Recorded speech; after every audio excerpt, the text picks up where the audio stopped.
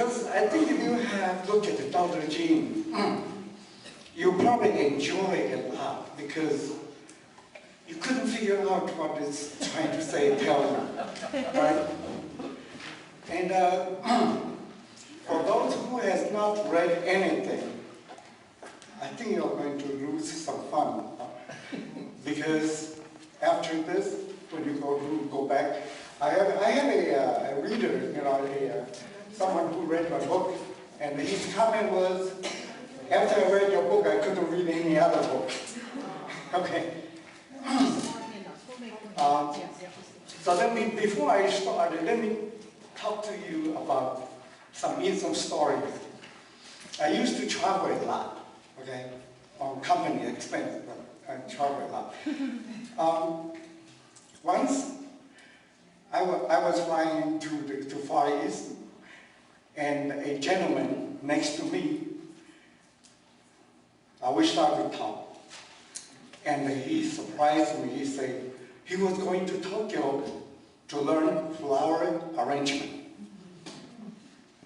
A young man, maybe 30 years old, 40, maybe 30 years. And I'm kind of surprised, right?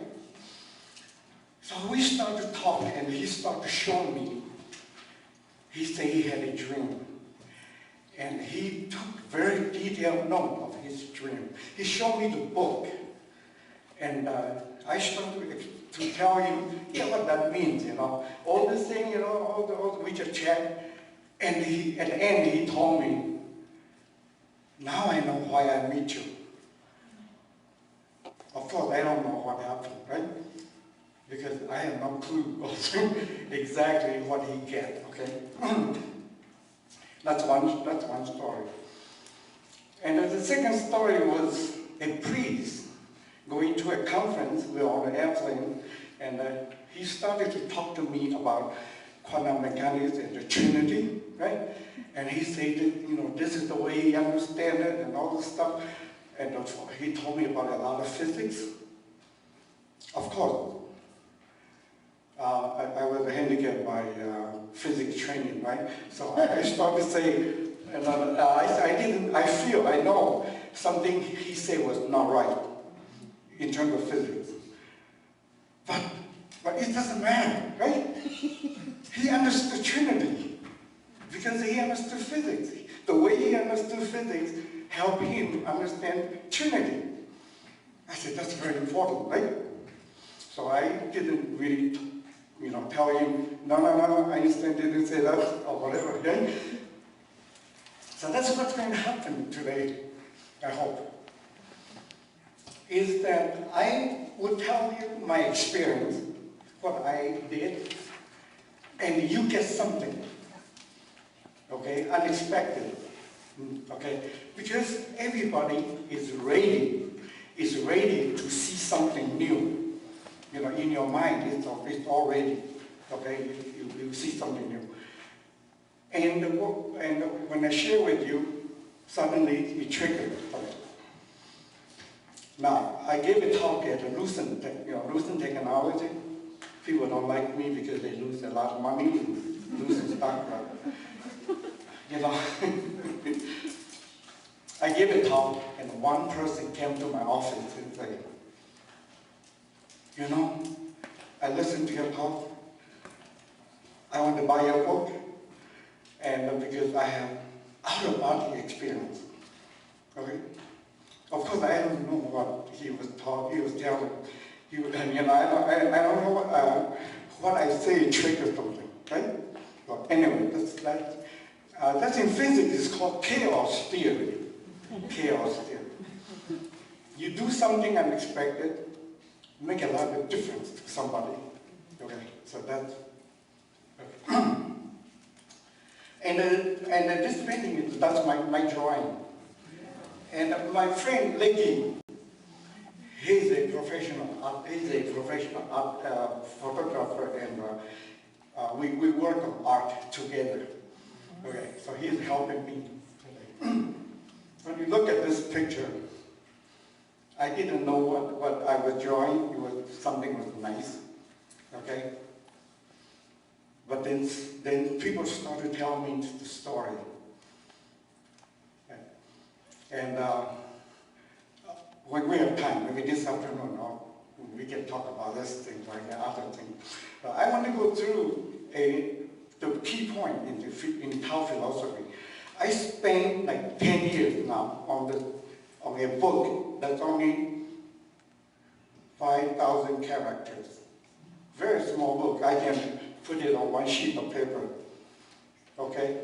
And that book is 2,500 years old.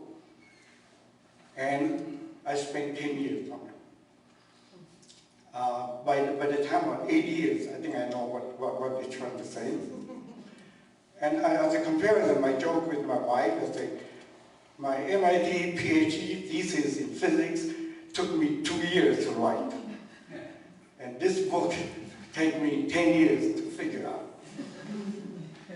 Okay, so I don't know what happened. Anyway, so I'm going to go through a few things, and some may look like physics, but it's really very trivial things. I'll try to explain to you. What is Tao, right? So you can see what I'm talking. And then we'll talk about why do we bother with this thing, okay? And because that's coming from my friend. They say, well, why do you spend time doing this thing, right? I spend whole day, in morning until the night on this book. And sometimes I sit there. I don't do meditation, but I think I do. I meditate on characters, and then suddenly you see something. Then I'll go through the important thing. The second part is the theory. Okay, actually, I'll be talking about the logic of Tao philosophy. It's called oxymoron, right? You say Tao has no logic, right? And you say logic of Tao philosophy. So that's my problem now. Okay, because if I knock at anybody's door and say, I want to talk to you about the logic of Tao philosophy, they'll say, go away, right? You know, basically. Anyway, but I think there's a lot of evidence now. It's in Eastern and Western philosophy, we are all talking about the same thing. And I spent about 3 months now looking at Buddhist philosophy, okay, the Buddhist philosophy. It's very complicated, but the first step is the same. Everything I'm going to tell you now, you can learn it in quantum mechanics, you can learn it in Buddhist philosophy or Western philosophy. And a Buddhist philosophy is like 5,000 books, right? And but at the end, it's all the same. You know, the first principle, the first step is all the same. And I think the first step is all correct. And then the second, third step, people start to wander around, and then they are still correct, but they're correct in different ways. Anyway, so what is Tao? Tao De Jing is actually Tao and De. Okay, Tao De in the modern world is called moral. Okay, but this book is not about moral. It's about Tao and De. There are 2 books. Okay. So Tao is, the simplest way I can tell you is the way of thinking. It's Tao, the principle. Okay.